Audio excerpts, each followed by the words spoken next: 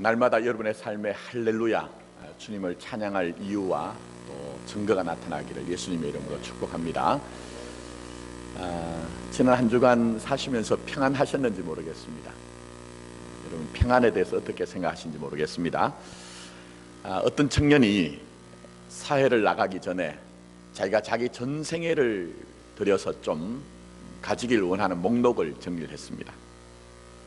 그게 건강이라는 것도 있고요, 또 명예라는 것도 있고, 또 사랑이라는 것도 있고, 또 물질, 돈이라는 것도 있었습니다. 평소에 존경하는 이제 한 분이 계셔서 그분을 찾아가서 자기의 목록을 보여주면서 제가 이제 사회에서 첫 출발을 해야 되는데 제 인생 전체에서 이것을 좀 성취하고 싶습니다, 이렇게 얘기를 했어요. 그랬더니 이분이, 이 청년이 가져온 그 목록표를 보고 여보게, 여기 있는 것 하나하나가 다 중요하고 훌륭한 소원인 것 같네, 괜찮은 것 같네, 그러나 한 가지가 부족하네, 이렇게 얘기를 하더래요. 그래서 이 청년이 이제 묻습니다. 선생님, 뭐가 빠졌길래 여기 한 가지가 부족합니까? 라고 얘기를 했더니 그 존경하는 분이 그 가지고 온 목록을 이렇게 볼펜을 가지고 연필을 가지고 주고는 그 밑에다가 마음의 평안, 이렇게 썼다는 거예요. 여러분, 평안을 잃어버리고 우리가 어떤 것들을 성취한 것들이 과연 의미가 있겠느냐? 그래서 잠언 17장 1절에 마른 떡 한 조각 가지고 있어도 화목하는 것이 제육이 집에 가득하고도 다투는 것보다 나으니라 얘기했어요. 물론 가정에 대한 얘기만은 아니겠죠. 평안을 잃어버린 물질, 평안을 잃어버린 명예나 평안을 잃어버린 권세는 사실은 축복이 아니라 그 인생의 저주가 될 수가 있다는 것입니다. 평안을 잃어버리면 한 가지를 잃어버린 것이 아니라 전부를 지금 우리가 다 잃어버린 것이 될 수가 있다는 것이죠. 근데 문제는 평안하고자 하나 우리가 사는 이 세상이 결코 평안을 쉽게 우리에게 주는 것이 아니더라는 거예요. 좀 우리가 넓게 크게 거시적으로 보자면 뭐 세상에 대한, 세계에 대한 얘기를 할 수가 있겠죠. 뭐 긴장과 갈등과 폭력이 난무하고 요즘은 전부 모든 전 세계 나라가 경제적으로 어렵다고 얘기합니다. 그러나 멀리 갈 것 없이 우리나라를 보면 제대로 기능하는 것이 있더냐 하는 거예요. 제대로 기능하는 것이 있냐? 정치도 그렇죠. 뭐 문화도 우리가 보면 걱정되는 면도 많이 있죠. 그럼 이제 교육이라도 똑바로 돼야 되겠는데 교육도 사실은 열심히 하는 것 같은데 애들에게 지식을 주입하면 주입할수록 사회가 더 어지러워지고 어려워지는 그런 것들을 보죠. 자, 그래서 우리가 제대로 기능하는 것이 이 사회는 별반 아무것도 없다라는 거예요. 자, 그러면 이 시대 속에서 소망의 항구가 돼야 되는, 평안의 소식을 전해야 되는 교회는 어떠냐? 우리 조국 교회는 긴 연조를 가진 그런 기독교의 그런 역사를 가지고 있지 않습니다. 한 130년, 한 130년 정도 되는 그런 짧은 역사를 가지고 있는데 벌써 이곳저곳에서 교회가 어렵다, 힘들다, 흔들린다는 얘기가 지금 들려오고 있어요. 아니, 그런 거 말고 그것은 내 얘기가 아닐 수가 있습니다. 그러면 여러분은 어떠하냐 하는 거예요. 여러분은 어떠하냐? 많은 분들이 내 마음에 평안을 잃어버린 것들에 대해서 얘기를 하십니다. 때로는 경제적인 문제, 또 때로는 자녀들, 또 인간관계들이 깨어진 것 때문에 환경적인 어려움들, 또 때로는 뭐 경제적인, 육체적인 어려움 등등 우리에게는 정말 수많은 문제들이 우리에게 달려오고 그것 때문에 우리의 마음이 평안을 잃어버린 그런 현실들. 그래서 어느 누구도 흔들리지 않는 영혼과 심령과 마음을 가지지 않은 사람이 아무도 없어요. 그럼 오늘 이 시대 속에서 우리가 어떻게 하면 평안을 좀 하나하나 찾아 나갈 수가 있을까? 오늘 본문의 말씀을 지난주 이어서 우리가 좀 묵상했으면 좋겠습니다. 자, 먼저 주님은 우리를 찾아오시는 주님의 사랑을 믿으라고 말씀하세요. 이런 본문 말씀 보십시오.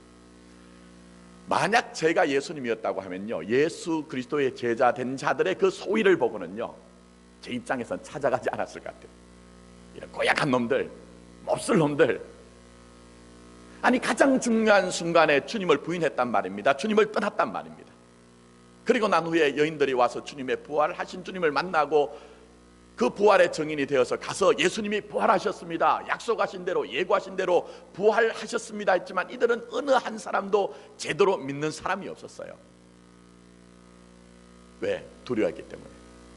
그래서 우리가 이미 지난주에 묵상한 것처럼 문들을 닫아놓고 있었습니다. 아니, 집의 문들을 닫아놓은 것이 중요한 것이 아니고 자기 마음의 빗장을 전부 닫아놓고 있는 불신의 사람이 된 거예요. 근데 어느 누구도 이 주님을 청하지 않았는데 주님이 그들 가운데 나타나셨습니다. 그러면 이런 광경을 왜 우리에게 보여주십니까? 그것은 바로 지금도 우리 주님은 여러분을 찾아오시는 사랑을 가지고 지금도 우리에게 함께 하신다는 거예요. 절대로 포기하지 않는 그 사랑을 가지고 우리에게 지금도 그 사랑의 주님으로 우리에게 역사를 하신다는 것입니다. 그래서 여러분, 성경의 곳곳에 나타나는 그런 광경들은요, 바로 우리를 찾아오시는 주님을 알라고 우리에게 주신 모든 말씀인 것이죠. 자, 예를 들면 여러분, 누가복음 10장에 저 유명한 선한 사마리아인의 비유가 나옵니다. 제가 이렇게 말씀드리면 여러분은 빨리 마음속에 뭐가 있느냐, 아, 내가 착한 일 해야지, 선한 일 해야지. 맞습니다. 그렇게 하셔야 됩니다. 그러나 너무 빨리 착한 일, 선한 일 하자고 결론 내리지 마세요. 무슨 얘기냐? 오늘 그 말씀의 의미는 그런 의미가 아니라는 것입니다. 여러분, 먼저 생각하실 것은 강도 만난 자가 누구입니까? 강도 만난 자가 누군가 하는 거예요, 여러분. 여러분, 성경의 얘기는 다른 사람의 얘기가 아니라 나에 대한 얘기거든요. 이 강도 만난 사람이 바로 나 자신이라는 거예요. 그럼 제가 이렇게 메시지를 던지면 많은 분들은 나는 한 번도 살면서 강도 만난 적이 없는데요, 이렇게 의문을 제기할 수 있죠. 성경은 그런 얘기가 아닙니다. 이미 하나님께서 예수 그리스도 안에서 그 하늘의 진리를 다 주셨음에도 불구하고 그 진리를 빼앗기고 세상 가운데 방황하고 있는 자의 모습이 바로 우리가 강도 만난 자의 모습이라는 거예요. 예수의 십자가 안에서 그 십자가에는 여러분 포기할 수 없는 하나님의 사랑이 전부 드러나잖아요. 근데 사랑받은 자인데 마치 사랑을 잃은 자처럼 고독하고 외로워하고 그렇게 사는 것이 바로 강도 만난 우리의 모습이더라는 거예요. 그럼 여러분, 선한 사마리아인이 누굽니까? 선한 사마리아인은 자명하죠. 누구시라고요? 예수 그리스도시라. 나를 찾아오시는 예수님. 그래서 오늘 여기에 우리 주님은 그 사마리아인, 그 당시에 사마리아인은 이방인 취급을 받았습니다. 우리 주님은 분명히 다윗의 혈통으로 오셨지만 대제사장과 서기관들과 사람들에게 바깥에서 온 자, 이방인 취급을 받았어요. 사람들로부터 사마리아인처럼 온갖 모멸과 멸시를 다 받았죠. 심지어 우리 주님이 눈먼 자의 눈을 뜨기도 하시고, 귀가 다치고 말하지 못하는 자에게 귀를 열어주시고 말을 하게 하시고, 걷지 못하는 자를 일어나 걷게도 하셨습니다. 또 귀신 들린 자에게 귀신이 쫓겨나가면 하나님의 나라가 너희 가운데 임하는 것이라고 말씀하시면서 그 귀신을 쫓아내므로 그를 온전하게 했음에도 불구하고 우리 주님의 그 선한 일들이, 저 사람은, 저 예수는 귀신의 왕 바알세불을 힘입어서 귀신을 쫓아내는 것이라 그렇게 모함을 당했습니다. 전국에는 죄 없으신 우리 주님께서 한 마리의 그런 양처럼, 짐승처럼, 도수장에 끌려가는 그런 양처럼, 짐승처럼 참혹하게 척살당하고 도살당하여 죽으신 분이 우리 주님이신 것입니다.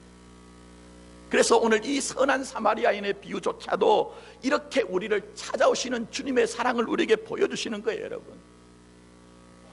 그러므로 여러분, 강도 만난 것처럼 때로는 찢겨진 가슴, 때로는 상한 마음, 상한 심령을 가지고 살아가는 저와 여러분에게 여전히 주님은 찾아오시고 그 사랑으로 여러분의 인생을 붙들어 주시는 분이 주님의 사랑인 것입니다. 오늘 말씀을 한번 특별히 보십시오. 거기에 보시면 우리 주님이 끄덕끄덕해서 자꾸 제자들에게 자기의 그 손의 상흔과 발의 상흔과 옆구리의 창자국을 보여주시잖아요. 왜 보여주실까요? 왜? 사랑한다는 것입니다. 그냥 사랑하는 것이 아니고 여전히 불신하고 여전히 두려워하고 있는 이 제자들에게 그 십자가의 사랑으로, 부활하신 주님이 그 십자가의 사랑으로 여전히 사랑한다는 것을 보여주시기 위해서, 얘들아 여기에 내 손이 있느라, 내 발이 있느라, 내 옆구리에 창자국이 있느라 이것을 좀 바라고 우리에게 말씀하고 계시는 거예요. 그래서 사마리아의 비유에 나오는 그 누가복음 10장 33절에 보면 이런 구절이 등장합니다. 그를 불쌍히 여겨. 근데 우리는 불쌍히 여긴다는 것을 그냥 감정적으로 동정하는 것 자체로 이해를 하잖아요. 그런 의미가 아닙니다. 우리말 성경에는 이 뉘앙스가 정확하게 드러나지 않습니다. 그래서 킹 제임스 버전 성경에는, 험정역 성경에는 이 불쌍히 여긴다는 말을 컴패션이란 말로 번역을 했어요. 이 컴패션이란 말이 참 의미가 있는 것이, 함께라는 말이 컴이란 말이고, 순환과 고난이란 말이 패션이란 말이에요. 그럼 무슨 얘기일까요?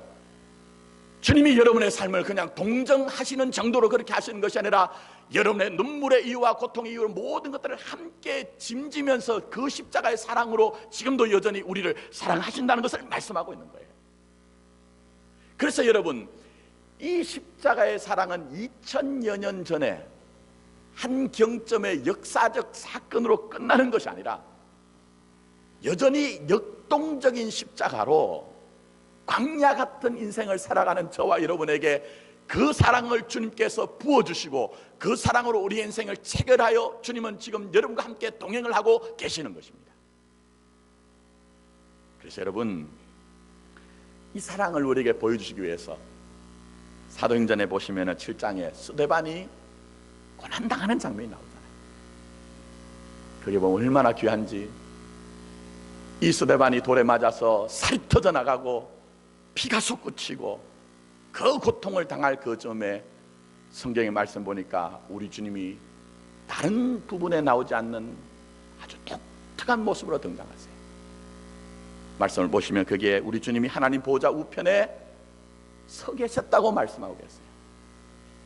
여러분, 성경의 전체적으로 보면 예수님이 서 계신 부분은 그렇게 많지 않아요. 등장하지 않아요. 그런데 굳이 이 스데반이 고난을 당하는 그 점엔 우리 주님이 하나님 보호자 우편에 서 계셨다고 말씀하고 있는 거예요. 왜 서 계신 것일까요? 컴패션하는 거예요. 멀리 떨어져서 그냥 응원하는 것이 아니라 그 스데반의 고난과 고통과 눈물 가운데 함께 하시면서, 얘야 내가 너와 함께 그 고통 가운데 있다고 말씀하시기 위해서 우리 주님이 그 자리에 서서 계신 거예요. 어떤 면에서는 스데반을 향해서, 스테파노스 나의 면류관이여, 네가 나를 위해서 그렇게 고통당하고 살이 터져나고 피가 낭장 가운데 나도 같이 그 십자가의 사랑으로 고통으로 함께하노라 나를 바라고 말씀하신 것이 주님의 사랑이란 것입니다. 여러분 어떻습니까? 우리 인생, 우리 혼자 걸어가는 인생 아닙니다. 비록 보여지거나 들려지거나 우리의 손으로 만질 수 없어도, 여러분이 때때로 당하고 있는 그 고난 가운데 인생의 짐을 지고 지치고 힘들고 허덕일 때마다, 내 곁에 아무도 내게 도움이 없다고 생각하는 그 외롭고 고독한 순간에도 주님은 여전히 여러분의 삶의 한복판에 오셔서, 얘야 나를 좀 봐라. 여전히 그 손과 발의 상흔으로, 그 옆구리의 창짝으로, 그 십자가의 사랑으로 내가 너의 인생을 붙들고 있노라. 내가 그 고난을 이긴 것처럼 너희들도 이기길 원한다. 내가 너와 함께하고 있다고 주님은 여전히 말씀하시고 계시다는 것입니다. 여러분, 그렇기 때문에 뒤로 물러나지 마십시오. 포기하지 마십시오. 여전한 그 십자가의 사랑으로 그 손으로 여러분의 인생을 붙들고 가고 계신 부활하신 주님을 만나시고, 그 부활하신 십자가의 사랑으로 말미암아 넉넉히 이기시는 저와 여러분 되기를 원하는 것입니다. 그래서 여러분, 교회 오시면 사람 만나는 게 중요한 게 아니에요. 이 소리 저 소리 듣고 여러분 번잡한 마음으로 고민 안고 나간 게 중요한 게 아니에요. 예배를 드리면 드릴 때마다, 기도를 할 때면 할 때마다, 우리가 함께 교제를 하면 할 때마다, 그때마다 우리가 부활하신 주님, 그 부활하신 주님이 여전한 십자가의 사랑으로 나를 만나기를 원하시는 그 주님을 만날 때 우리는 평안의 삶을 살 수가 있는 것입니다.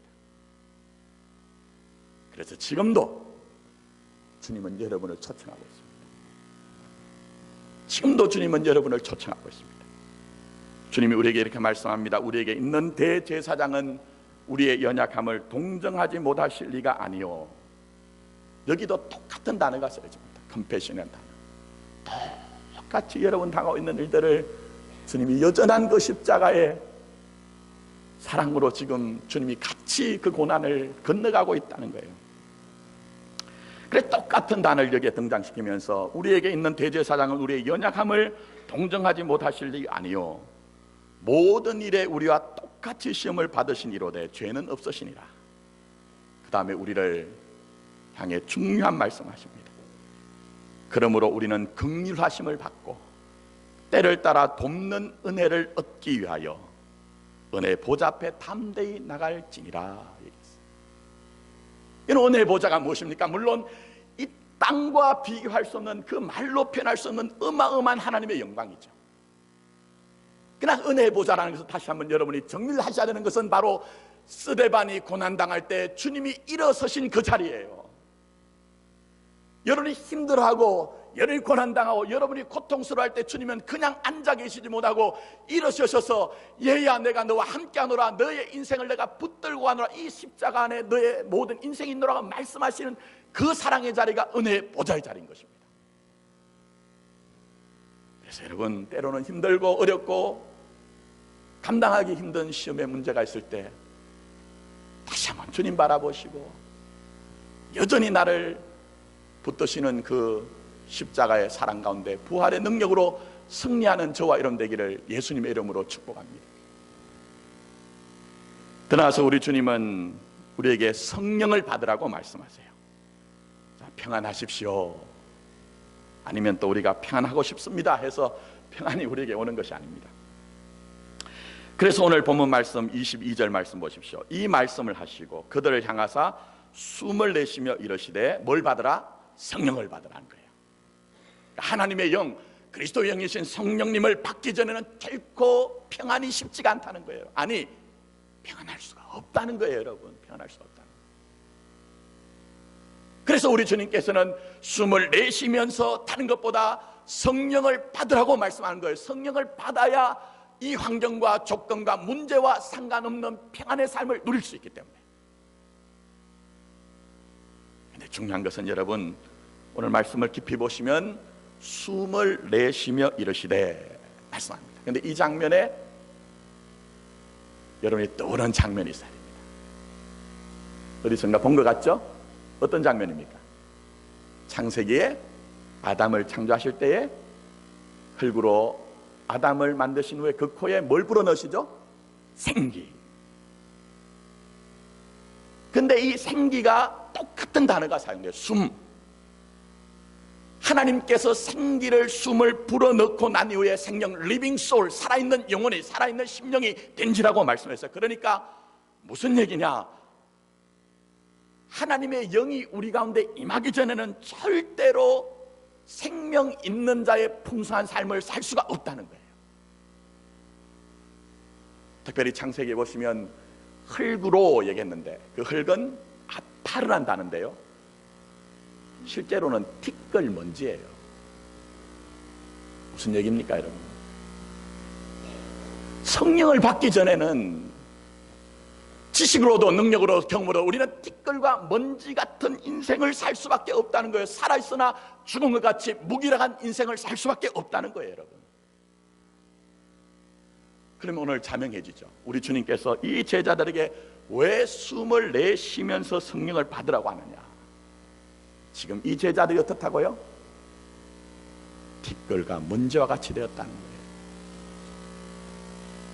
육신적으로는 살아있는 것처럼 보이지만 영적으로는 전부 죽은 자처럼 되어서 무기력한 자가 되어서 두려움 가운데 빠져있는 그들의 모습, 평안이라고는 찾아볼래야 찾아볼 수 없는 것이 마치 티끌과 먼지와 같은 그들의 영적인 실존이라는 거예요 여러분. 근데 어떻게 살아날 수 있을까요? 어떻게 살아날 수가 있을까요?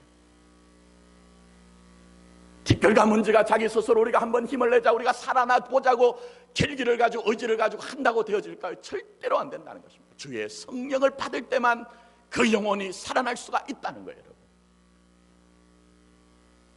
그래서 오늘 여기에 보시면은 마치 그 아담이 그 코에 생기를 불어넣는 그 영을 받을 때에 생명, 살아있는 영혼이 된 것처럼 지금까지 마치 살아있으나 죽은 자처럼 살던 그들이, 두려움과 그들이 주의 성령을 받을 때 삶이 변화되잖아요. 그래서 보시면은 여기에 이 부활이란 말이 헬라 원어로 보면 에게이로란 말입니다. 살아났다는 말이에요. 어떻게 살아났다는 겁니까? 성령이 임할 때, 성령이 임할 때 살아날 수가 있다는 거예요. 저는 우리 공동체 가운데, 예배 가운데 있는 여러분에게 성령이 함께 하심으로 말미암아 여러분의 영혼과 여러분의 심령이 새롭게 살아난 놀라운 역사가 일어나길 원합니다. 떠나서 이들에게 오늘 우리 주님께서 왜 숨을 불어넣으실까요? 이 티끌과 먼지는 땅에 엎드려진 자의 표상이에요. 보십시오. 아담에게 하나님이 그 코에 생기를 불어넣자 흙이었던 인생이 일어선 자로 사는 것입니다. 마찬가지로 이 절망과 낭만 가운데 마치 티끌과 먼지처럼 완전히 엎드려져서 일어나지 못하던 이 사람들에게 주님께서 그 숨을 불어넣으시고 성령을 그들에게 주실 때에 그 절망과 낭망을 딛고 일어나서 우뚝 일어선 자가 되었다는 것입니다. 그렇다면 우리에게 자명하죠. 우리 공동체가 가지고 있는 이 절망과 낭망들, 여러분의 삶에 만나는 여러 가지 정말 실패 가운데 있는 마음의 아픔들, 어떻게 하면 일어날 수가 있을까요? 티끌과 먼지인 우리는 할 수가 없습니다. 주께서 주시는 성령을 받으라. 성령을 받을 때 우리는 티끌과 먼지와 같은 자리에서 일어나서 주의 생명의 풍성함을 가지고 그것을 증가하는 일어선 자의 삶을 살 수가 있을 것입니다. 그래서 오늘 이 시간에 예배드리는 모든 분들에게 주의 성령이 임하고 주의 성령으로 충만한 역사가 있기를 예수님의 이름으로 축원합니다. 그런데 어떤 분들은 이런 마음을 가져요. 무슨 얘기를 하느냐? 아유, 그거 꼭 자격이 있어야 되죠. 그거 꼭 조건이 있어야 되죠. 아이고, 저 같은 사람이, 여러분 잘 보십시오. 과연 제자들이 자격과 조건이 되어서 성령을 받았느냐? 우리는 이미 다 아시는 것처럼 이 제자들은 그 중요한 순간에 예수님을 부인하고 예수님을 떠났던 사람들입니다. 아니, 웬만하면 부활의 주님이 정인을 보내서 내가 약속한 대로 다시 살아났느니라고 하면 할렐루야 할렐루야 하며 기뻐하고 즐거워 행복해야 될 것인데 그것조차 믿지 못하는 아주 불신의 사람이죠. 그렇다면 여러분, 우리는 주의 성령을 받으라 할 때에 이 예배를 들으시는 분 중에 어느 누구도 주의 성령을 받지 못할 이유가 있는 분이 아무도 없다는 거예요. 아무도 그런 조건에 부족함이 있는 사람이 아무도 없다는 것입니다. 혹 우리 가운데 주의 성령을 받으라 하실 때 나는 못 받겠습니다 하는 것은 겸손이라고 착각하지 마십시오. 주께서 우리에게 성령을 받으라 할 때 우리가 그것을 나는 받지 못하겠어요 하는 것은 겸손이 아니라 사실은 무지거나 고집이거나 교만이 될 수가 있다는 것입니다. 근데 중요한 것은 받으라 하신 것은 주님이지만 받느냐 받지 못하느냐, 주의 성령과 동행하느냐 동행하지 않느냐 하는 것은 작은 차이가 아닙니다. 여러분, 성경이 보여주는 것은 굉장히 큰 차이를 낳는다는 것을 우리에게 보여줍니다. 그게 대표적으로 누구죠? 바로 다윗과 사울입니다. 여러분, 사울왕은 하나님 앞에 기름을 부음을 받아서 이스라엘의 왕이 됩니다. 초기에는 괜찮았지만 그는 그의 전생애를 살펴보면 늘 불안하고 초조하고 깨어진 삶을 살았습니다. 쫓기는 자의 삶을 살았습니다. 왜 그랬을까요? 성경은 두 가지 이유를 우리에게 얘기합니다. 하나는 사무엘상 15장 26절을 보면 왕이 여호와의 말씀을 버렸으므로 여호와께서 왕을 버려 이스라엘 왕이 되지 못하게 하셨습니다. 그렇게 얘기합니다. 또 하나의 이유는 사무엘상 16장 14절을 보면 여호와의 영이 사울에게서 떠나고 여호와께서 부리시는 악령이 그를 번뇌하게 한지라 얘기했습니다. 종합적으로 얘기하면 뭡니까? 사울이 하나님의 말씀을 떠났을 때에 하나님의 영이 또한 떠나게 되고, 그러므로 말미암아 그는 불안하고 초조하고 깨어지고 쫓기는 자의 삶을 살았다는 거예요. 여러분, 문제는 성령이 떠나고 난 후에 그의 삶은 완전히 피폐해져서 성령이 그를 지배하고 통치하는 삶이 아니라 죄가 그를 지배하고 통치하는 삶이 되고 어둠이 그를 지배하고 통치하는 삶이 되고 결국 평안을 잃어버리고 고통스러운 삶을 살게 되었다는 것입니다. 반면 다윗을 보십시오. 다윗이 어떤 수많은 시편을 보시면 문제가 없는 게 아니에요. 다윗만큼 여러분 문제에 쌓여진 인생을 산 사람이 없잖아요. 수많은 대적들과 원수들이 일어납니다. 그 원수와 대적들 가운데서 자기의 생명이 너무나 화갑하여서 한 번은 적국인 가드 왕에게 가서 자기의 목숨을 구걸합니다. 근데 그 목숨을 구걸하는 것이 여의치 않자 결국 목숨을 부지하기 위해서 미친 채 하여 침을 흘리며 미친 채 하여서 겨우 목숨을 부지하죠. 다 무너져도 자존심 하나는 챙겨야 되겠는데 자존심도 완전히 내려놓습니다. 또 나중에는 하지 말아야 되는 일을 했어요. 그리고 그것을 숨기 위해서 정말 충성스러운 부하를 최전선에 내보내어서 아무 일도 없는 것처럼 합법적으로 해서 그 부하를 죽여버렸습니다. 아무도 모를 줄 알았지만 그러나 중요한 것은 하나님께서는 그에게 하나님의 종을 보냅니다. 세상적인 힘과 권력과 아무 능력이 없는 그 하나님의 종을 보내서 그에게 준열하게 책망할 때 이 다윗이 어떻게 합니까? 사울은 하나님의 말씀을 버렸지만 다윗은 하나님의 말씀을 버리지 않았어. 얼마든지 왕의 권위를 가지고 그가 날카로운 칼을 가지고 이 아무것도 아닌 주의 종을 한순간에 죽이고 그 문제를 없는 것처럼 살 수 있지만 말씀을 소중히 했기 때문에 그는 왕의 왕자에서 보좌에서 내려와서 눈물로 침상을 띠를 뜨면서 하나님 앞에 회개를 합니다. 그의 기도의 내용이 뭡니까? 나를 주 앞에서 쫓아내지 말아달라는 거예요. 주님, 내가 사람들에게 쫓겨나가는 것이 문제가 아니라 주께서 나를 쫓아내시면 나는 아무것도 아닙니다. 티끌과 먼지와 같은 인생을 살 수밖에 없사오니 주님, 주의 목전에서 나를 쫓아내주지 말아주십시오 하는 간절한 기도를 주님 앞에 눈물로 드리고 있는 거예요. 우리 공동체는 여러분의 삶 가운데 이 기도가 있는가 하는 거예요. 이 기도가. 왜 그렇게 우리는 사람들의 지지와 인정과 협력을 구하는가 하는 거예요. 하나님 앞에 목전에서 쫓겨나가는 것이 영원한 심판인 줄 모르고 그렇게 하느냐 하는 거예요. 여러분,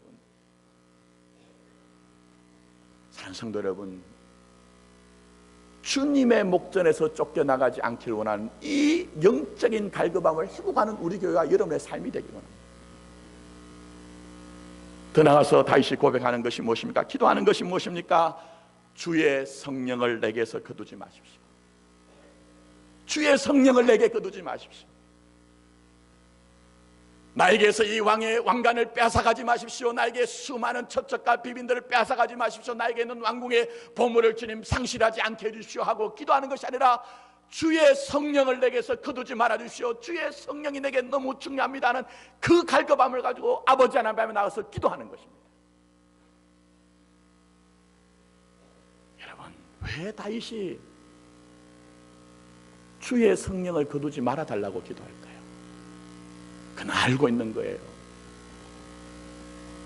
사울왕을 통해서 주의 성령이 떠나면, 주의 성령이 거두어지면 그 자체가 이미 저주받은 것이요, 그 자체가 심판받은 인생이란 것을 알기 때문에 주님, 내게 다른 것이 중요한 것이 아닙니다. 주의 성령을 제발 나에게서 거두지 말아달라는 갈급함을 가지고 아버지 하나님 앞에 기도를 하고 있는 것입니다. 여러분, 우리 교회 뭐가 중요할까요? 여러분의 인생에 무엇이 중요하는 거예요? 정말 놓치지 말아야 되는 것, 상실하지 말아야 되는 것을 우리가 혹시 놓치고 상실하고 엉뚱한 것, 헛된 것을 우리가 붙잡고 사는 인생이 아닌가 돌아보기를 원합니다. 그리고 이 다윗처럼 우리도 우리 아버지 하나님 앞에서 주의 성령을 거두지 말아주십시오. 주의 성령을 거두지 말아주십시오. 이 소원과 기도와 간구가 여러분의 영혼에서 터져나오는 여러분의 삶이 되기를 원합니다. 이제 우리는 분명합니다.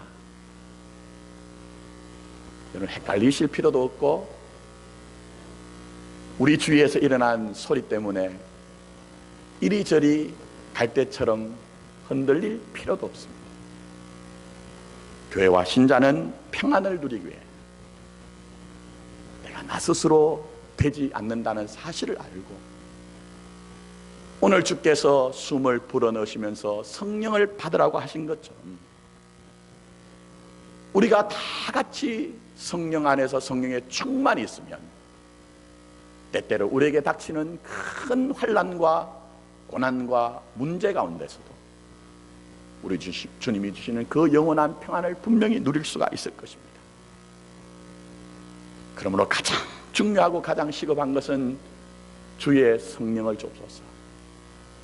내 마음과 내 삶 가운데 주의 성령이 내 인생을 운행하게 해주십시오. 우리 교회 가운데 주님의 그 성령이 함께 하심으로 말미암아 주님이 주시는 평안이 우리의 공동체에 가득하게 해주십시오 하는 그런 소원과 기도와 기대가 여러분에게 있기를 원하는 것입니다. 말씀을 맺습니다. 성경은 자꾸만 우리에게 너희 자신으로는 안 된다는 그림을 자꾸 보여주세요. 그런데 우리는 지금도 여전히 나는 할 수 있습니다, 됩니다라고 얘기합니다. 그러나 여러분, 티끌과 먼지와 같은 우리들이 빨리 알고 깨달아야 되는 것은 주님이 함께 하실 때만, 주의 성령이 함께 하실 때만 우리는 다시 한번 주님의 생명의 역사 가운데로, 그 죽음을 넘어선 생명의 역사 가운데로, 그 절망과 낭망을 넘어선 희망의 역사 가운데로 나갈 수가 있을 것입니다. 아무쪼록 여러분들이 이 말씀 속에 우리를 다시 한번 초청하시는 주님의 음성을 듣고 우리와 함께 하시는 주님과 동행하시고 여전히 우리에게 성령을 받으라고 말씀하시는 주님 앞에서 성령을 구함으로 말미암아 우리 주님이 주시는 그 평안 가운데로 나가시는 저와 여러분이 되기를 원합니다. 그래서 여러분 아시는 것처럼 에스겔이 한 가지 환상을 보게 됩니다. 마른 뼈들이 가득한 골짜기에 그가 하나님이 그를 끌어당기실 때에 주님이 말씀하신 게 뭡니까? 결국은 그 마른 뼈들이 살아날 수 있는 그 비결은 우리 주님께서 이 엘리야에게 에스겔에서 말씀하시기를 네가 대언하여 이르라, 네가 대언하여 이르라, 생기야 그 수마 그 하나님의 영이야 불어와서 사방에서 불어와서 이 사망을 당한 자들에게 불어서 그들을 살아나게 하라는 것을 대언하게 하라는 것입니다. 똑같은 얘기죠 여러분, 다른 얘기가 아닙니다. 말라빠진 뼈들 위에 하나님의 생기 하나님의 숨 성령이 임하자 뼈와 뼈들이 만나기 시작하고 힘줄이 덮여지기 시작하고 피부가 덮여지기 시작하고 결국은 하나님의 군대가 된 것입니다. 우리 하나님은 분명히 우리 교회와 여러분의 삶을 이 자리로 인도하고 있습니다. 다시 한번 우리 모두가 나와 함께 하시는 주님, 우리에게 지금도 여전히 성령을 받으라고 말씀하신 주님 앞에서 그 주시는 성령으로 말미암아 새 생명의 풍성함과 주님이 주시는 그 이금의 능력으로 승리하시는 저와 여러분 되기를 예수님의 이름으로 축원합니다. 아멘. 기도드리도록 하겠습니다. 부활주일이 지나고 난 후에 우리는 또 부활이라는 사실을 잊어버립니다. 주님 복음의 능력은 십자가와 부활이라는 두 가지 기둥을 가지고 우리에게 다가오는데 우리는 부활주일이 끝나면 금방 부활은 하나의 사건으로 지나가 버립니다. 이 시간 우리가 하나님의 말씀을 함께 묵상할 때 부활의 능력이 우리에게 영원히 함께한다는 사실을 인정하게 하시되 불신하고 두려워하고 믿지 못하는 제자를 찾아오신 주님의 사랑을 보게 하여 주시고 여전히 여자 역동적인 십자가로 그 손을 그 발을 그 옆구리에 상흔을 보여주시면서 너의 인생의 고통과 고난과 인생의 짐을 함께 지고 가노라고 말씀하시는 주님의 음성을 듣는 믿음의 사람들이 되어지게 하여 주셔보소. 또한 간절하게 원하는 것은 성령을 받으라고 말씀합니다. 우리에게 주신 이 평안은 우리 스스로 만들어낼 수 있는 것이 아니기 때문에 우리에게 숨을 불어넣어 주시면서 성령을 받으라고 말씀하고 있사오니 하나님의 영 하나님의 신이 수면 가운데 운행하였던 것처럼 지금 이 시간 우리 가운데 성령님이 임재하여 주시고 성령님이 덮어주시고 성령님을 받는 역사가 임하여서 절대적인 하나님의 평안을 누리는 하나님의 백성들로 변화되어지게 하여 주셔서 혹 우리 가운데 두려움의 이유가 있습니까? 주님 만나고 성령의 충만함으로 말미암아 두려움이 평안으로 바뀌어지게 하시고 우리가 지금까지 믿지 못하고 불신의 삶 가운데 있었습니까? 우리 주님이 우리와 함께 하시고 우리에게 성령을 부어주심으로 말미암아 무엇을 하든지 믿음으로 감당하는 믿는 자의 삶으로 변화되어지게 하여 주셔보소. 이 모든 말씀 예수님의 이름으로 기도드립니다. 아멘.